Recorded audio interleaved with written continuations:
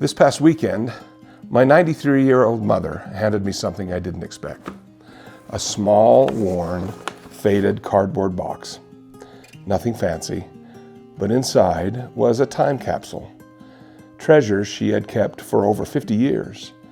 Pieces of who I was before I left home, before responsibility, before I became a husband and father, before career, before I became a colleague and a leader.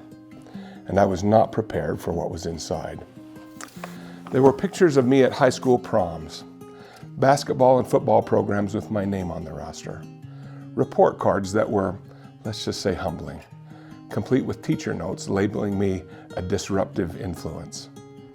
And there were letters from an old girlfriend, filled with the kind of teenage mushiness your grown children should never get their hands on. I brought the box home, planning to open it quietly, maybe even a little privately, but I made a profound miscalculation. My adult children, now in their 20s and 30s, found it first, and they had an absolute field day. They read the teacher notes out loud. They waved the bad report cards like victory flags. They laughed at the prom photos, and they read the letters with exaggerated horror and theatrical disappointment. And they reminded me I was the dad who had lectured them about grades and judgment.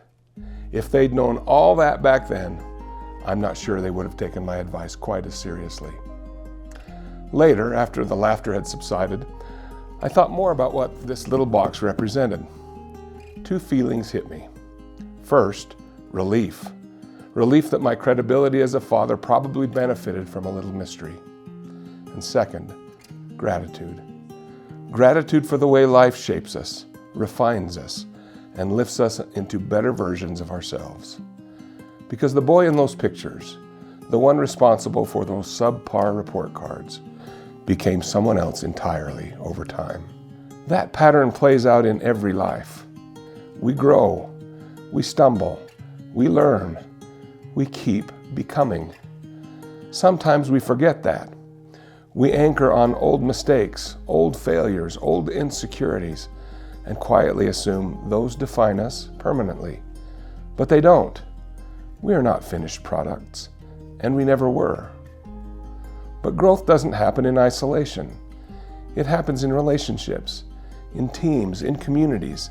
It happens when people learn and improve together. And growth rarely looks like it's finished while it's happening. When we're in the middle of it, it can feel slow, uncertain, even invisible. But that's usually when the most important changes are taking place. If we truly believe that people can grow, that we can grow, then the kind of organization we want to be is one that extends grace and patience to each other. Grace and patience with ourselves for chapters that didn't reflect our best. Grace and patience with others as they work through theirs, because we are all works in progress. There is something deeply meaningful about a person changing for the better. And the same is true at the organizational level, because organizations become what the people within them become. We are collectively still becoming. That realization makes me think about who we are becoming as an organization. I believe the chapters ahead, the ones yet unwritten, hold our best work. At our best, as teammates and leaders, we don't just see people as they are. We see them as they can become. And when we see people through that lens, it changes how we treat them, with more patience, more trust, and more belief in their growth. Because the way we treat each other shapes the way we serve those who rely on us. Our daily work is about helping families and businesses face uncertain futures with confidence. And the better we become, the better we serve them. We can only serve others well if we're willing to evolve, to grow, to expand our own capacity.